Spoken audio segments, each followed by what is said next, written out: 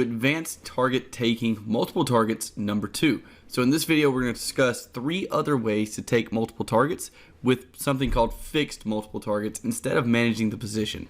The reason I want to do this video is because I understand that not everyone is going to have the capability of being able to sit behind their computer on, let's say, an hourly chart or even a 15-minute chart and manage that position all the way down to the next level of structure they're looking at for potential second targets, or manage the position down to wherever they're looking for those second targets to come off at. So for that reason, I'm going to show you guys some techniques you can use in order to take 2 targets but to do something called fixed secondary targets.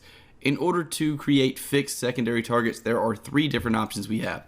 The first is going to be very similar to the last video and very similar to the way that I take targets, and that's by looking for major levels of structure, again out on that daily chart. If we're trading on the 4-hour time frame, if you're trading on a 1 hour, you might want to look back at a 4-hour chart. If you're trading on a day trading time frame like a 15-minute, you may want to look back on an hourly chart for those major levels of structure, but the same rules apply looking for levels of structure that's been tested multiple times. So once we look out on that daily chart, we've already pointed this out from the last video, but we'll do it once more.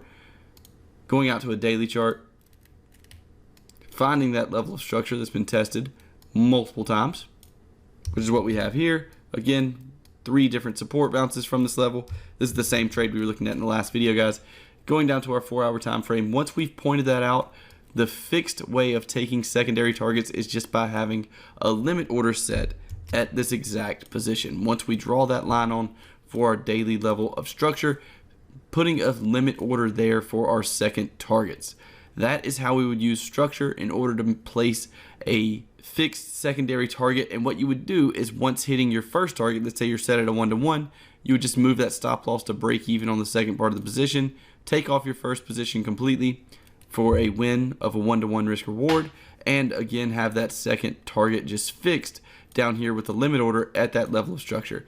This takes away a lot of the complication of managing the position on the way down on the smaller time frame, and it takes away the complication of having to see some type of entry reason right here at our daily level of structure before being able to exit the trade. So this obviously is much more simple to implement into your trading and can be a great benefit as well. So that's how we would do fixed secondary targets using structure.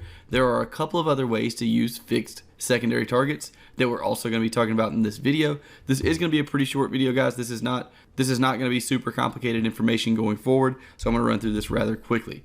The second way would be to use a fixed risk to reward ratio. What do I mean by that?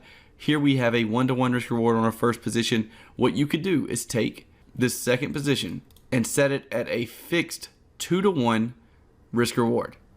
You could say, okay, I want at least a 1-to-1 risk reward on the first part of my position, and I want at least a 2-to-1 risk reward on the second part of my position. And you could trade like that every single time. Of course, guys, do not just start trading these. Go through the market and test these different ways of taking targets before you implement them into your trading.